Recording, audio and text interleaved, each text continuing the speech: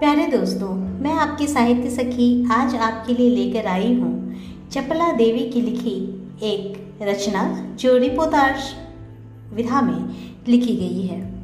दोस्तों, आप सभी जानते हैं कि मातृभूमि की स्वतंत्रता और उसकी रक्षा के लिए जिन्होंने अपने प्राण न्यौछावर कर दिए, उनके जीवन का उत्कर्ष हमारे लिए गौरव और सम्मान की बात है। उस गौरवशाली किंतु विस्मृत परंपरा से किशोर पीढ़ी को परिचित कराने के उद्देश्य से इस रचना को हिंदू पंच के बलिदान अंक से लिया गया है। हिंदी गद्य के प्रारंभिक रूप को आप जान पाएं, इस गद्य रचना को मुद्रण और वर्तनी में बिना किसी परिवर्तन के जैसा का तैसा आपके लिए प्रस्तुत किया गया है। तो चलिए सुनते हैं यह रिपोर्टाज। नाना साहब की पुत्री देवी मैना को भस्म कर दिया गया। इसे लिखा है चपला देवी ने। सन 1857 ईस्वी के विद्रोही नेता धुंधुपंत नाना साहब कानपुर में असफल होने पर जब भागने लगे तो वे जल्दी में अपनी पुत्री मैना को साथ ना ले जा सके। देवी मैना बिठूर में पिता के महल में रहती थी, पर विद्रोह दमन करने के बाद अंग्रेज़ों ने बड़ी ही क्रूरता से उस निरीह और निरपराध देवी को अग्नि में भस्म कर दिया। उसका रोमांचकारी वर्णन पाषाण हृदय को भी एक बार द्रवीभूत कर देता है। कानपुर में भीषण हत्याकांड करने के बाद अंग्रेज़ों का सैनिक दल बिठूर की ओर गया। बिठूर में नाना साहब का राजमहल लूट लिया गया, पर उसमें बहुत थोड़ी संपत्ति अंग्रेज़ों के हाथ लगी। इसके बाद अंग्रेज़ों ने तोप के गोलों से नाना साहब का महल भस्म कर देने का निश्चय किया। सैनिक दल ने जब वहां तोपें लगाईं, उस समय महल के बरामदे में एक अत्यंत सुंदर बालिका आकर खड़ी हो गई। उसे देखकर अंग्रेज सेनापति को बड़ा आश्चर्य हुआ, क्योंकि महल लूटने के समय वह बालिका वहां कहीं दिखाई न दी थी। उस बालिका ने बरामदे में खड़ी होकर अंग्रेज सेनापति को गोले बरसाने से मना किया। उसका करुणापूर्ण मुख और अल्प वयस देखकर सेनापति को भी उस पर कुछ दया आई। सेनापति ने उससे पूछा कि क्या चाहती है। बालिका ने शुद्ध अंग्रेजी में उत्तर दिया, क्या आप कृपा कर इस महल की रक्षा करेंगे? सेनापति, क्यों, तुम्हारा इसमें क्या उद्देश्य है? बालिका, आप ही बताइए कि यह मकान गिराने में आपका क्या उद्देश्य है? सेनापति, यह मकान विद्रोहियों के नेता नाना साहब का वास स्थान था। सरकार ने इसे विध्वंस कर देने की आज्ञा दी है। बालिका, आपके विरुद्ध जिन्होंने शस्त्र उठाए थे वे दोषी हैं, पर इस जड़ पदार्थ मकान ने आपका क्या अपराध किया है? मेरा उद्देश्य इतना ही है कि यह स्थान मुझे बहुत प्रिय है। इसी से मैं प्रार्थना करती हूँ कि इस मकान की रक्षा कीजिए। सेनापति ने दुख प्रकट करते हुए कहा कि कर्तव्य के अनुरोध से मुझे यह मकान गिराना ही होगा। इस पर उस बालिका ने अपना परिचय बताते हुए कहा कि मैं जानती हूँ आप जनरल हैं। आपकी प्यारी कन्या मेरी में और मुझ में बहुत प्रेम संबंध था। कई वर्ष पूर्व मेरे पास बराबर आती थी और मुझे हृदय से चाहती थी। उस समय आप भी हमारे यहाँ आते थे और मुझे अपनी पुत्री के ही समान प्यार करते थे। मालूम होता है कि आप वे सब बातें भूल गए हैं। मेरी की मृत्यु से मैं बहुत दुखी हुई थी। उसकी एक चिट्ठी मेरे पास अब तक है। यह सुनकर सेनापति के होश उड़ गए। उसे बड़ा आश्चर्य हुआ और फिर उसने उस बालिका को भी पहचाना और कहा, अरे यह तो नाना साहब की कन्या मैना है। सेनापति हे कुछ क्षण ठहर कर बोले, हाँ, मैंने तुम्हें पहचाना कि तुम मेरी पुत्री मेरी की सहचरी हो, किंतु मैं जिस सरकार का नौकर हूँ उसकी आज्ञा नहीं टाल सकता, तो भी मैं तुम्हारी रक्षा का प्रयत्न करूँगा।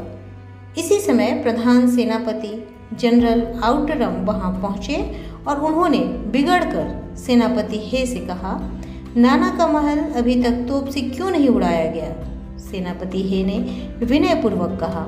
मैं इसी फिक्र में हूँ, किंतु आपसे एक निवेदन है, क्या किसी तरह नाना का महल बच सकता है? आउटरम, गवर्नर जनरल की आज्ञा के बिना यह संभव नहीं। नाना साहब पर अंग्रेजों का क्रोध बहुत अधिक है। नाना के वंश या महल पर दया दिखाना असंभव है। सेनापति है, तो लॉर्ड कैनिंग गवर्नर जनरल को इस विषय का एक तार देना चाहिए। आउटरम, आखिर आप ऐसा क्यों चाहते हैं? हम यह महल विध्वंस किए बिना और नाना की लड़की को गिरफ्तार किए बिना नहीं छोड़ सकते। सेनापति है मन में दुखी होकर वहां से चला गया। इसके बाद जनरल आउटरम ने नाना का महल फिर घेर लिया। महल का फाटक तोड़कर अंग्रेज सिपाही भीतर घुस गए और मैना को खोजने लगे, किंतु आश्चर्य है कि सारे महल का कोना कोना खोज डाला, पर मैना का कहीं पता नहीं लगा। उसी दिन संध्या समय लॉर्ड कैनिंग का एक तार आया, जिसका आशय इस प्रकार था। लंदन के मंत्रिमंडल का यह मत है कि नाना का स्मृति चिन्ह तक मिटा दिया जाए, इसलिए वहां की आज्ञा के विरुद्ध कुछ नहीं हो सकता। उसी क्षण क्रूर जनरल आउटरम की आज्ञा सेनानी साहब के सुविशाल राज मंदिर पर तोप के गोले बरसने लगे।